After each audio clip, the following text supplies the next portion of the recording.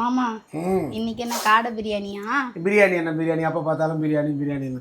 இன்னைக்கு காடை தொக்கு ஒன்று வைக்கிறேன், ஒயிட் ரைஸ் ஒன்று செஞ்சு அது கூட சேர்த்து சாப்பிட்டோன்னா ஒரு தட்டு பிரியாணி சாப்பிட்ற இடத்துல 3 தட்டு சோறு திங்கலாம். அந்த அளவுக்கு ருசியாக இருக்குங்க. அது எப்படி ஈஸியாக டேஸ்ட்டாக நம்ம வீட்டு கிச்சனில் செய்யலாங்கிறத நான் தான் உங்கள் தினேஷ் நாகூர்லேருந்து செஞ்சு கட்ட போகிறேன். வாங்க வீடியோக்குள்ளே போகலாம். காடையை குக்கரில் சேர்த்துருங்க. இஞ்சி பூண்டு பேஸ்ட்டு 1 ஸ்பூன் போட்டுங்க. 1/4 ஸ்பூன் அளவுக்கு தூள் உப்பு, மஞ்சத்தூள் 1/4 ஸ்பூன், நல்லெண்ணெய் ஒரே 1 ஸ்பூனு, நல்லா மசாஜ் பண்ண மாதிரி.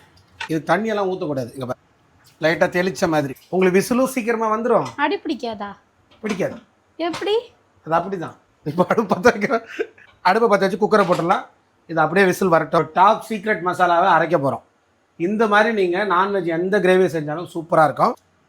ஒரு 1/2 கிலோ கறிக்கு 5 ஏலக்காய், 5 கிராம்பு, சின்ன துண்டு ஜாதி பத்திரி, சின்ன மராட்டி மொக்கு, ஒரு பிரிஞ்சி இலை, 5 துண்டு பட்டை, கல்பாசி சின்னதாக, 10 வரமிளகாய், முந்திரி பருப்பு ஒரு 10 நம்பர், சோம்பு ஒரு 1/4 ஸ்பூன், இதில் கசகசா 1/2 ஸ்பூன், 2 ஸ்பூன் தனியா, 1/2 ஸ்பூன் மிளகு. இது எல்லாத்தையும் சேர்த்துடலாம்.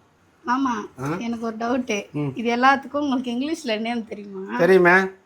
இன்னும் என்னை பற்றி இப்படிலாம் கேட்ட சரி. இதில் எதாவது ஒரு பேருக்கு நான் உன்னை கேட்குறேன், சொல்லு. கசகசாக்கு இங்கிலீஷில் என்ன?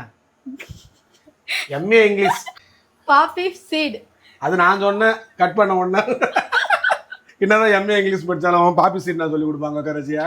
ரொம்ப வறுக்கணுங்கிற அவசியம் இல்லை. வெது வெதுப்பாக சூடானாலே போதும். அப்போ தான் மிக்ஸி ஜாரில் கொஞ்சம் அரையும். அதுக்குள்ளே அடுத்த விசில் வந்துருச்சு. அப்படியே மிக்ஸி ஜாருக்கு மாற்றிருங்க. இப்போ இது வந்து ஆறுன உடனே அரைச்சிக்கலாம். 3 விசில் வந்துருச்சு. அடுப்பு அணைச்சிடலாம்.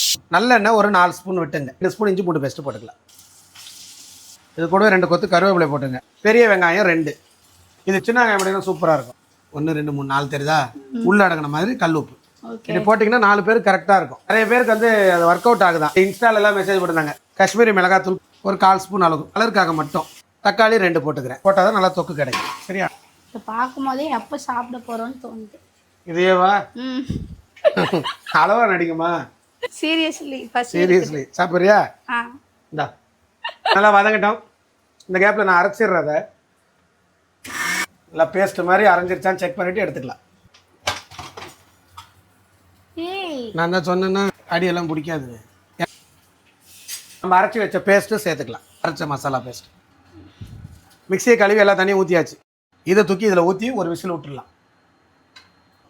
டைம் சேவ் பண்ணல, அதுக்காக கொத்தமல்லி விட்டுடலாம். இதே நீங்கள் மட்டனுக்குமே ட்ரை பண்ணலாம். விசில் வந்துருச்சு. இப்போ நம்ம அடுப்பு அணைச்சிக்கலாம். வந்துருச்சு, ஓப்பன் பண்ணிக்கலாம்.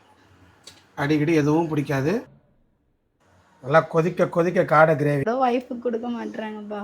இந்தாங்க, வேற லெவலில் இருக்குது. ரொம்ப அட்டகாசமாக வந்துருங்க. கண்டிப்பாக எல்லாரும் ட்ரை பண்ணிட்டு எப்படி வந்துச்சுன்னு கமெண்ட் பண்ணுங்கள். தேங்க்யூ ஸோ மச் ஃபார் வாட்சிங். நெக்ஸ்ட் வீடியோ பார்க்கலாம். பாய்.